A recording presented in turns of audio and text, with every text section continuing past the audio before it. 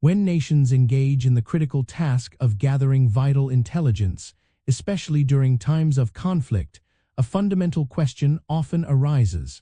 Are these operations conducted without limits, or are there established rules and boundaries?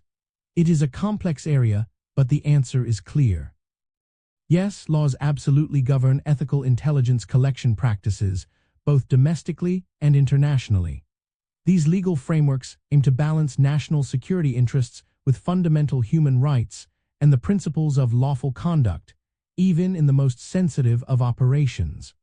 While the nature of intelligence work often requires secrecy, it does not exempt agencies from accountability under specific legal statutes. The core mechanism behind this governance stems from several sources. Internationally, customary international law and treaties like the Geneva Conventions, particularly their provisions on the protection of civilians and prisoners of war, set broad standards that indirectly impact intelligence gathering. These laws prohibit acts such as torture, cruel treatment, or compelling information through illegal means.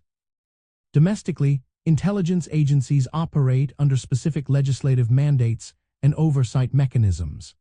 These statutes define their powers, limit their surveillance capabilities, and mandate procedures for handling collected information to protect privacy and civil liberties.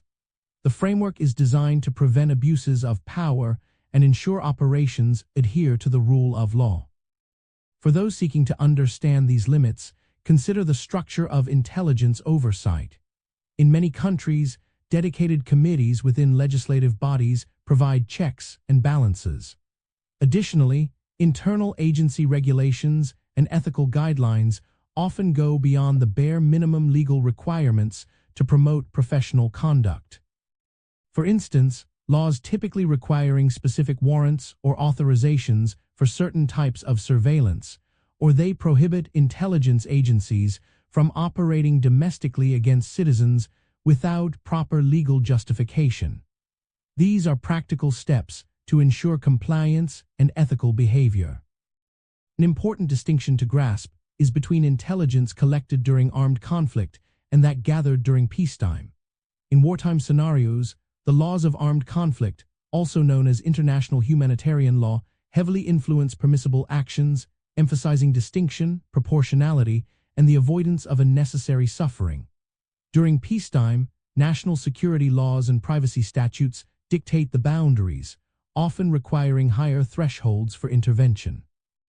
These differing legal landscapes highlight the nuanced and specific nature of intelligence governance. Ultimately, these legal and ethical frameworks provide essential guardrails for intelligence collection, ensuring that powerful capabilities are employed responsibly.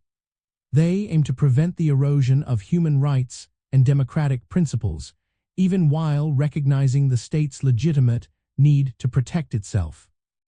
Understanding these governing laws helps us appreciate the intricate balance between security needs and individual protections, offering insight into how intelligence operations are intended to remain within acceptable bounds. If this history moves you, like, subscribe, and share your thoughts below.